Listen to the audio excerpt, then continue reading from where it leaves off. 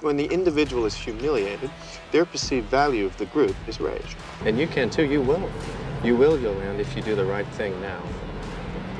What thing? Hey everyone, my name is Spidey and I'm an award-winning mentalist with a degree in social psychology. And in this video, I'm going to continue to break down scenes from the hit series The Mentalist, and we're going to focus a lot on persuasion this week. How we can influence people to do the things we want them to do, and how to be on the lookout for people who are trying to influence us. It's going to be a lot of fun. Stick around. Here we go. What's your real name? Yolanda Quinn. Yolanda. You don't actually look very much like Marilyn at all. You do this kind of work because you feel a deep connection with her, yeah? I guess. Yeah. She was a lonesome soul, poor woman. Longed for affection, attention, acceptance. She got it. She came out here and she worked hard and she struggled and she got it. All the love and respect that she longed for. And you can too, you will. You will, Yolanda, if you do the right thing now. What thing? Hand over the valet ticket, Yolanda, that you stole from the dead man. I haven't got any valet Then ticket. tell Charlie to hand it over. Give him the ticket. Son of a bitch. Give it. Thank you. We are starting with one of the best persuasion scripts from the entire series. He is using so many great influence techniques in that one little scene, and it's just beautifully scripted. He's on a crime scene and he's been told that there's a missing parking ticket, and he's talking to two impersonators, street performers, and he suspects that one of them has it. So he asks what her real name is. This breaks her out of her character and makes them connect human to human. That's step one. Then he says this to her. He says, you do this kind of work because you feel connected to her, yeah? And he nods as he says that. Look at that wording. That's not a question. That's a command or a suggestion hiding as a question. You feel connected to her. And he nods like this. So he's creating a connection. Now that that connection exists, he's talking about Marilyn and how she was looking for affection, attention, and acceptance. But he's not really talking about Marilyn. He doesn't know what Marilyn Monroe wanted. He's talking about the woman in front of him. In order to influence people, you have to identify what needs they have in life. And he sees this actress in front of him who's trying to get famous. So obviously, acceptance and attention is important to her. So by highlighting that, he further emphasizes that connection with her and Marilyn. Then he says, and Marilyn got all those things, and you can too, if you do the right thing now. So he's created a connection now between her getting the things she wants and doing the right thing now. And she goes, what thing? And he says, hand over the parking ticket. Now, as soon as he says that, we see the Charlie Chaplin character turn away like this, look down, close his eyes, he licks his lips, and his fingers start fidgeting by his side like this. They're drumming on his side. Now, I totally understand this is fiction. These are actors. This was not a real subconscious reaction, but I'm betting that he was told to do these things because the camera zooms out. It's because Patrick would have noticed that, and being the expert on body language that he is, he would have known that the moment he mentioned that, he saw that this guy has information as well. But now he's got her, and she says, I don't have the ticket. But he noticed what the guy did, and he says, then tell him to give it to me. And she goes, come on, just hand it over to him. It's really a perfect strategy to play to her basic needs and get her to take action right there and then. With this next scene, we're going to look at a psychology principle that will make you or your product or your service feel a lot more valuable to people and really make them want it more. But before we do me a huge favor, guys. Hit that subscribe button, turn those notifications on for more mentalism and psychology. So for a bit of context, Patrick and his associate, Lisbon, are coming back from a corporate retreat where they spoke to a small group of people who work together, and one of them recently died while they were doing this really dangerous activity, all of them together, and none of them seemed to want to cooperate, despite the fact that they're trying to help find what happened to their friend. That's what these corporate retreats are all about. It's primitive brainwashing via group suffering.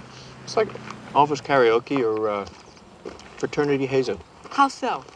Oh, when the individual is humiliated, their perceived value of the group is raised. There's a lot to talk about with this scene, but before we dive in, I just want to say this. I don't fully agree with him when he says that corporate retreats are a way to brainwash the employees. I think a lot of corporate retreats out there are a great way for team building and to get to know the people you work with. But I'm more interested with what he says right there at the end, how individual humiliation raises the perceived value of the group. And this is not only true, but scientifically heavily proven. One of my favorite studies is from the 50s from researchers Aronson and Mills, and what they did was brilliant. They created this group of women who were gonna have a seminar and a discussion about sexuality.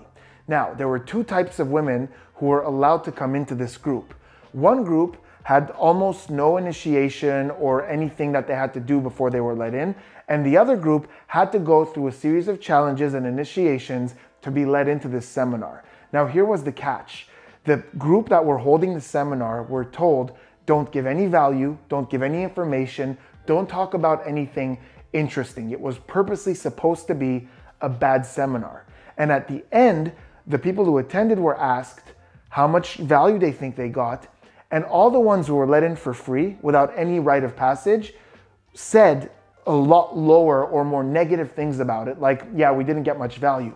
But those people who went through all these challenges to be allowed to go in said it was very valuable and how much they learned and how much they gained. This proved that when we go through hardships or challenges to be part of something, our perceived value is raised. And this is used by groups all over the world. Whenever we think of initiations in college, to be part of a sorority or a fraternity, that's what it is. They're not only testing how much you want this, but those challenges themselves will cause more commitment. In tribal times, and even in tribes today in less developed parts of the world, there are rites of passage and things that people have to go through to officially be an adult in the tribe. And researchers have found very high relations between the challenges and how difficult they are, and how much that tribe has a sense of pride in each other. The reason this works is because of one of the pillars of persuasion, which is called commitment. When we go through a lot of hardships to obtain something, our brain has to justify to ourselves why we did all those difficult things to get here. And the way it does that is by saying, well, this is very valuable. This is a really unique and valuable thing, so it was totally worth you doing all those things. This also applies to romantic relationships. And I'm gonna say something right now that's gonna make so many of you go, oh, that's what that is. It's gonna be like a light bulb moment, because we've all experienced this. In romantic relationships, we tend to feel more desire or we feel more value towards someone who makes us work for their attention. If they make it too easy, they're too available, we tend to be indifferent or a little distant. But if someone's, not really answering you or giving you a hard time, we tend to run after that more for the exact same reason. Because we have to do all that work, we tell ourselves in our minds, well, this is an excellent person that I'm gonna get at the end of the day because I did all these things. The mind is backwards justifying. Let me know in the comments what aspects of your life or what other industries you've noticed this kind of thing in. I'd even love to hear it from your personal life if there was a situation where you felt like you saw something as more valuable than it was only because you had to work for it. I would love to hear your stories. Let me know in the comments. Oh, and by the way, if you're interested in learning more about the commitment principle and other scientifically proven ways that we can influence people or that people try to influence us, I can't recommend a book more than this, Influence. This is one of the best-selling books on the subject, and it's got a ton of studies in there, and it tells you how people will try to influence your thoughts and how you can do the same. I'll leave a link in the description. It's one of my favorites. Now it's time for an update from the last video that I did about the Mentalist. So in the last video, I showed two scenes where Patrick Jane walked into this biker bar, again with Lisbon, and he immediately identified the alpha of the group, the leader of the group, because the guy didn't in any way react when they came in. He kept doing his thing, and I explained to you why that allowed Patrick to know that this was the leader. Then I showed you another scene where Patrick asked him a question and immediately knew that the guy was lying, but there were no signs of deception, so how did Patrick know? Now, a lot of you got the answer really right, and I'm super impressed. I didn't think that many people would, but the answer is basically this. In that second scene, there was a crazy woman causing a scene outside the bar, and the guy, the leader, was very interested. He stopped what he was doing, he was looking at her, and when Patrick asked him, do you know who she is? He said, never seen her before, and she looks mentally deranged. So yes, he didn't have any signs of deception. He told that lie very calmly, but Patrick knows for a fact that he knows this woman because he stopped to take interest in her. And a leader like that, an alpha like that, would not, and he already proved that when the FBI came in and he couldn't even look up from his pool game. Now he's looking at this crazy woman outside the bar. So that inconsistency told Patrick that he does know her, so he must be lying. With this next scene, we're going to get a masterclass on interrogation and how you can get people to give you the answers to pretty much anything. Just trust your instincts, they're always right. You're a good instructor. Can't be easy, going through life being labeled the gang lawyer's son. It wasn't really that bad. I mean, girls would come up to me all the time, talk to me about dad and the gang, like I'm cool. Instead of a geek, which I basically am. Everybody is. I am. If he was my father, I tell you, I'd be mad at him. Dad didn't mean to hurt anyone. He was just doing his job. Right. Well, I guess I'd still love him if he was my father. Can't say I'd cut him the same kind of slack if I was married to him. Are you trying to blame my mom? 'Cause if you are, What? you're wrong, that's all. She loved him too. Well, that brings us back to Felicia Guthrie, who didn't love him at all. What exactly did she say to you when you saw her? It's hard to tell. She was just, you know, ranting basically. Didn't make much sense.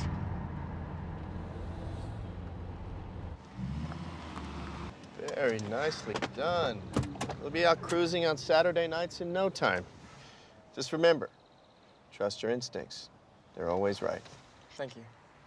And thanks for the driving lesson. So for a bit of context, in this episode, the father of that teenager was the victim. And in this scene, Patrick is trying to figure out if the kid knows anything, or more importantly, if he's guilty of anything. So the first thing he does is he says a line right in the beginning, and he says it at the end as well. He says, trust your instincts, they're always right. And it seems like he's talking about driving, but he's not. Almost any professional interrogator in the world will tell you that one of the most important things is to keep the person you're interrogating in what we call short-term thinking. In other words, you can't let them think about the consequences of their confession. You got to keep them in the here and the now. What's important in this exchange? So by saying trust your instincts, basically he's telling the kid, go with what you feel, don't overthink it. Because if he starts overthinking it, he's not going to be as chatty. The next thing is when the kid says, you know, people were treating me good as opposed to the geek that I am, he creates instant rapport by saying everyone's a geek. I'm a geek. So he's creating this sort of bond of like, we're the same, you and I. And like, I can tell you that, and you could tell me things as well. Then he starts listing things about the dad that would have made him upset. And he says a very important line. He goes, I know if he was my dad, I would have been upset. And this again is a very good technique for interrogators where they kind of minimize the severity of what happened and connect with the person by saying, hey, listen, we've all been in a situation like that. I know if I was in your position, I would have done that too. And this is to encourage the kid to go, yeah, you know what? I was mad at him. But the kid doesn't. He makes excuses. He defends his father. So then Patrick Jane moves on and shifts the blame to the mom and says, yeah, you know what? I kind of get how as his kid you would love him, but if it was the wife. And now the kid goes, no, it's not my mom either. So he's got this protective nature of other people. And so finally he brings up the third woman, which is ironically the crazy woman from the bar who was yelling and screaming, who showed up at the house when the kid was there and yelled at him. And he says, well, that just leaves her. And again, the kid defends her. And he goes, no, you know, she was just yelling and screaming. Now, Patrick notices something really smart here. If this kid was innocent, he would be a little bit more suspicious of that crazy woman. The reason that he's like, oh yeah, she was just yelling some gibberish and doesn't seem to think that she for sure had something to do with it is because he must have more information. So he takes this information that he gathered and he sets up a brilliant plan to get a confession, and here it is. Thanks for coming down, Mrs. Hodge. This woman's name is Felicia Guthrie. She murdered your husband out of revenge for getting Vaughn McBride off her charge for killing her brother. Oh my God. No, I did not kill anyone. We have evidence. We just need your permission for Lucas to make a formal statement saying that he saw her at your house the day of the murder. Lucas, if you can confirm that this is who you saw, then you'll be on your way. What's gonna happen to her? Probably life in prison. If she's lucky, she might get paroled in 25 years. No. I swear I didn't touch her. Shut up. You took everything from us. Lucas, we need to book her now, so could you identify her? No, she wasn't the one. I mean, yeah, she came to the house. Great, thanks. That's all we need. Take it away, guys. No, Thank I you. didn't do anything. Thank you. I didn't do anything wrong. Trust your instincts, Lucas. They're always right. The only way we can know for certain is if you tell us who did it. Okay, stop talking to my son. You've got your statement. Lucas, let's go. Come on, let's go. No, Lucas. stop.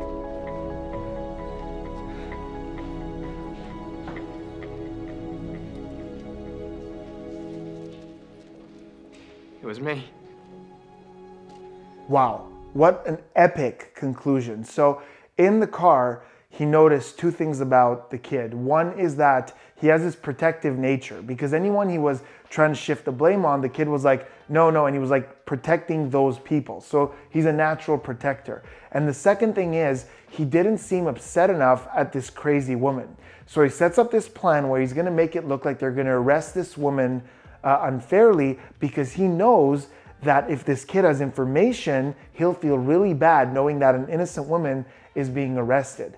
So they bring her in, they make it seem like there's this evidence, and they're gonna put her in jail for the rest of her life. And you could see the mom is all worked up because she doesn't know, she thinks it could be her, but the kid is super like thinking about it, like sad about it, because he knows she's innocent. And then Patrick delivers that line again. He says, trust your instincts, they're always right, to keep him again in the now, because what's more important right now is your instinct to tell the truth. And they just get that confession. And this was a two-part interrogation that he built into a confession. And although it's fiction, it's based on real interrogation technique, and it is beautiful. I want to do something brand new with this video for you guys, because in this video, we're talking about how we can influence people to get them to do things or try to get information out of them. But also, I want to not only teach you this stuff, but I want to help you. So if there was ever a situation in your life where you felt like you did something that you feel like you were persuaded or influenced to do, or you don't feel like that's what you wanted to do, but the person in front of you somehow got you to do something, or even if it happened to one of your friends, let me know in the comments. And I would love to sort of look at that situation and tell you, okay, so here's what could have happened, and here's how you could prevent it next time. Because I want to not only inform you guys, I want to help you guys. So thanks for watching, guys. Hope you enjoyed it. Let me know in the comments what you thought of the video, and I will see you on the next one.